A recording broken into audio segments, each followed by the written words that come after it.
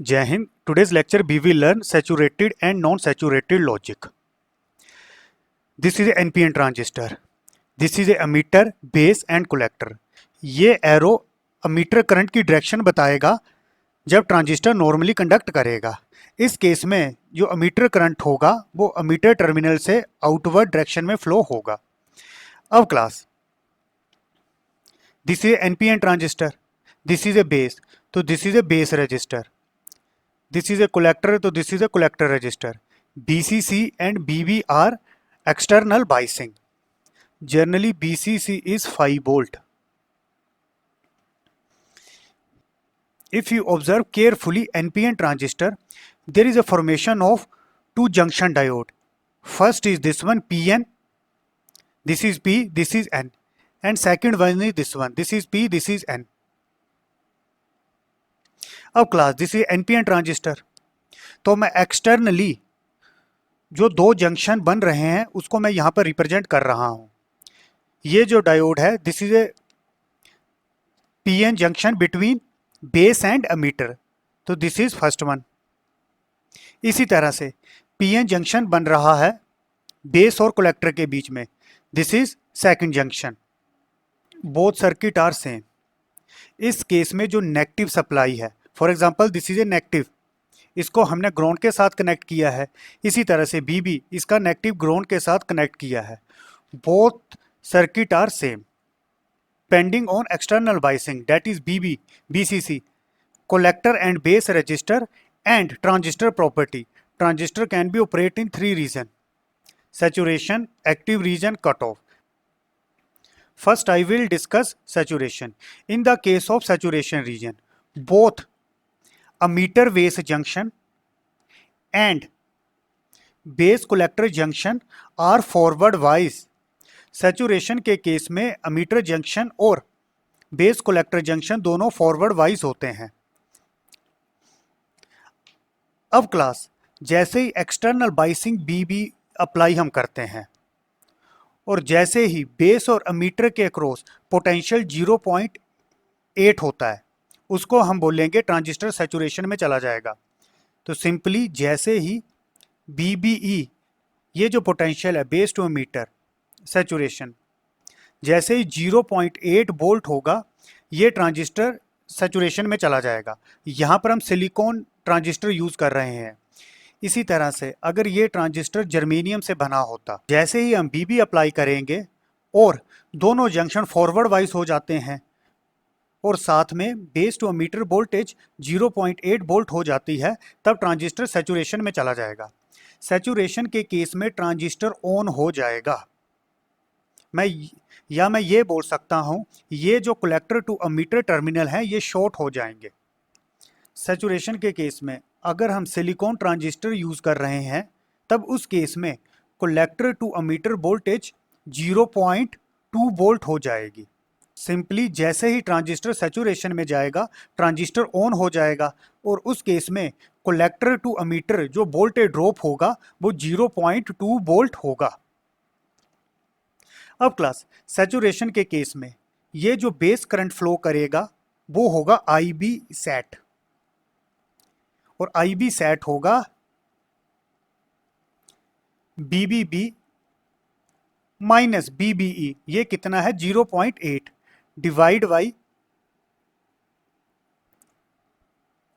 RB, this is RB। और saturation के case में मैक्सिमम बेस करंट फ्लो होगा और सैचुरेशन के केस में जो कलेक्टर करंट होगा वो होगा दिस BCC, और यहां पर जो ड्रॉप है BCE कितना है 0.2 वोल्ट डिवाइड बाई RC। और सैचुरेशन के केस में हम ये भी एज्यूम करते हैं ये जो अमीटर करंट होगा वो कलेक्टर करंट के अप्रोक्सीमेट इक्वल होगा, IE is equal to IC। तो सिंपली सैचुरेशन के केस में दोनों जंक्शन फॉरवर्ड वाइज हो जाते हैं, base to emitter voltage 0.8 volt हो जाएगी और सैचुरेशन के केस में ट्रांजिस्टर ऑन हो जाएगा, सिंपली शॉर्ट हो जाएगा, collector to emitter terminal short हो जाएंगे और कलेक्टर टू अमीटर जो वोल्टेज होगा वो 0.2 वोल्ट होगा और emitter current approximate collector current के इक्वल होगा। Now second case we will discuss active region. Active region के केस में ये जो बेस टू अमीटर जंक्शन होता है ये फॉरवर्ड वाइज होता है, और बेस टू कलेक्टर जंक्शन होता है ये रिवर्स वाइज होता है। एक्टिव रीजन के केस में ट्रांजिस्टर ऑन होता है। अब क्लास एक्टिव रीजन में क्या होता है, जैसे ही हम बीबी अप्लाई करेंगे base to emitter junction forward wise होता है और base to collector junction reverse wise होता है। अगर हम बेस टू कलेक्टर वोल्टेज देखते हैं that is BBE, this is a PN junction diode, this is PN, और ये जो ट्रांजिस्टर है ये सिलिकॉन से बना है। सिलिकॉन के केस में अगर हम PN जंक्शन यूज करते हैं तो सिलिकॉन के केस में कट इन वोल्टेज होता है 0.7 वोल्ट और जर्मेनियम के केस में इट इज 0.2 वोल्ट। अब क्लास एक्टिव रीजन में emitter to base forward wise होता है, base to collector reverse wise, और ये जो बेस टू अमीटर वोल्टेज होती है दिस इज 0.7 वोल्ट। अब क्लास एक्टिव के केस में बेस करंट कितना होगा, IB is equal to BBB minus BBE, ये कितनी है 0.7 डिवाइड बाई RB। एक्टिव के केस में जो कलेक्टर करंट होगा वो होगा IC is equal to beta IB। Last one is cut off. Cut off में क्या होता है, ये जो बेस टू अमीटर जंक्शन होता है दिस इज रिवर्स वाइज, या सिंपली मैं क्या बोल सकता हूं, अगर potential across from base to emitter is less than 0.7 volt, if BBE is less than 0.7 volt, तो उस केस में मैं ये बोल सकता हूं ये जो जंक्शन है ये रिवर्स वाइज में चला जाएगा। जैसे ही ये रिवर्स वाइज में चलेगा तो यहाँ पर कंडक्शन नहीं होगी, ये PN जंक्शन रिवर्स वाइज में चला गया है तो ये कंडक्ट नहीं करेगा, तो सिंपली पहले तो बेस करंट 0 हो जाएगा और उस केस में ट्रांजिस्टर ऑफ हो जाता है। ट्रांजिस्टर में कोई करंट फ्लो नहीं करता, सिंपली IC 0 हो जाएगा, ये IE ये भी 0 हो जाएगा, और ट्रांजिस्टर ऑफ है तो मैं सिंपली बोल सकता हूं transistor will act as a open switch.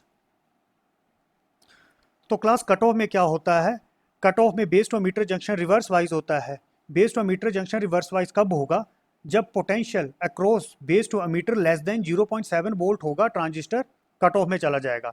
Cut off के केस में ट्रांजिस्टर ऑफ हो जाता है, सिंपली ट्रांजिस्टर में कोई भी करंट फ्लो नहीं करता, तो सिंपली सैचुरेशन रीजन में ट्रांजिस्टर ऑन रहता है, एक्टिव रीजन में भी ऑन रहता है, कट ऑफ में भी ऑफ रहता है। अब क्लास अगर ट्रांजिस्टर को हमें एज ए स्विच ऑपरेट करना है तो स्विच का क्या मतलब है, ट्रांजिस्टर को हम ऑन और ऑफ कर सकते हैं। अब कुछ एक लॉजिक फैमिली होती हैं वो सैचुरेशन और कट ऑफ रीजन में ऑपरेट करती हैं, मतलब अगर ट्रांजिस्टर ऑन है तो वो सैचुरेशन रीजन में है, इसी तरह से अगर ट्रांजिस्टर ऑफ है तो वो कट ऑफ रीजन में है।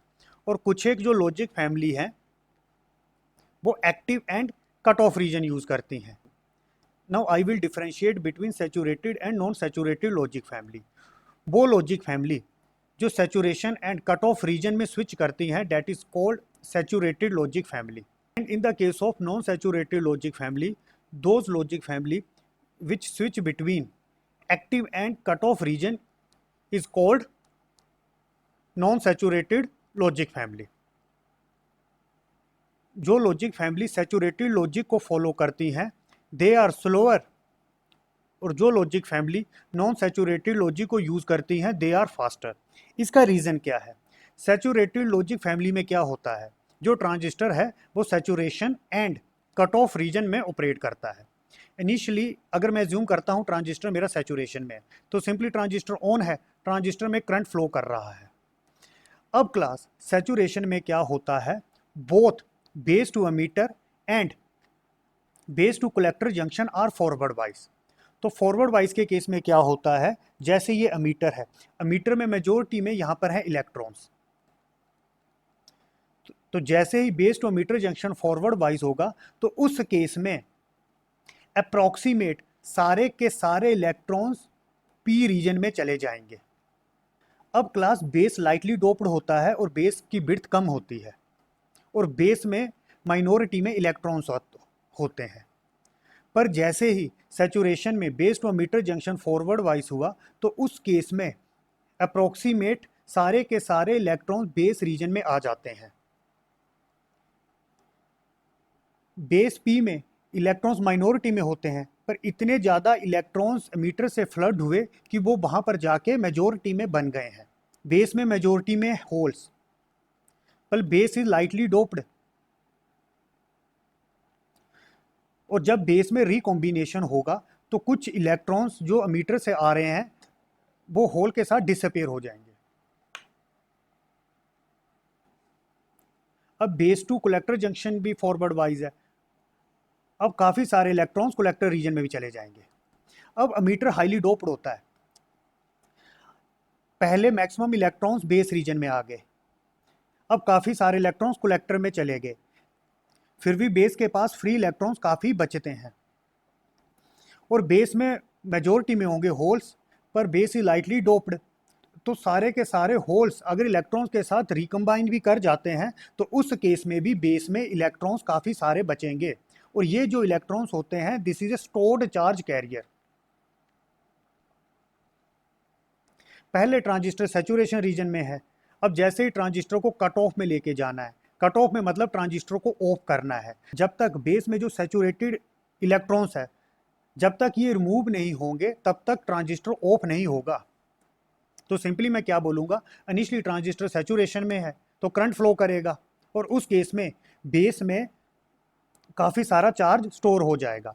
फिर जैसे ही ट्रांजिस्टर सैचुरेशन से कट ऑफ में जाएगा वो कुछ टाइम लेगा ऑफ होने के लिए। वो टाइम क्यों लेगा, जब तक बेस में जो स्टोर्ड नेगेटिव इलेक्ट्रॉन्स है जब तक वहाँ से रिमूव नहीं हो जाते तब तक ट्रांजिस्टर ऑफ नहीं होगा। This delay is known as saturation delay time.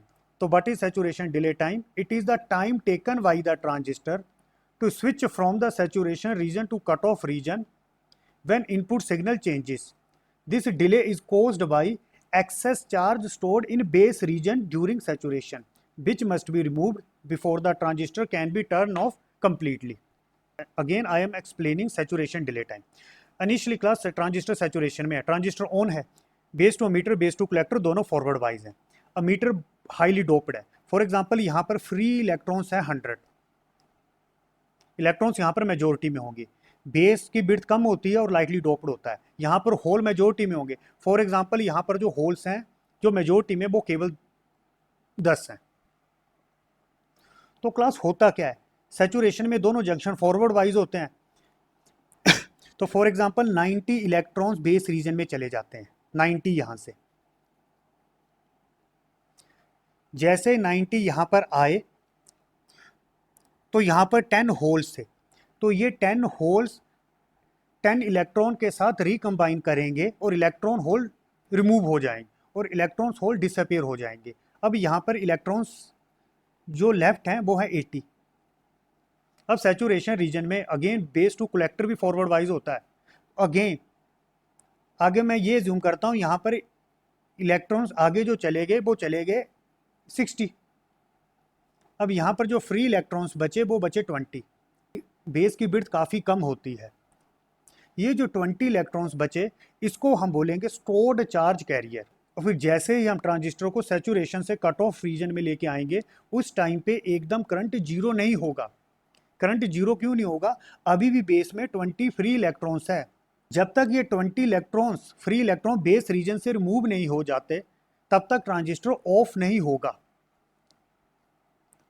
And this delay is known as saturation delay time. ये जस्ट मैंने एक एग्जांपल से एक्सप्लेन किया है। RTL, DTL एंड TTL ये जो लॉजिक फैमिली हैं ये सैचुरेटिव लॉजिक को फॉलो करती हैं। इसी तरह से ECL and Schottky TTL ये जो लॉजिक फैमिली है ये नॉन सैचुरेटेड लॉजिक को फॉलो करती हैं। और हमें पता है non saturated logic family are faster as compare to saturated logic family. तो simply ECL and Schottky TTL logic family are faster than RTL, DTL and TTL।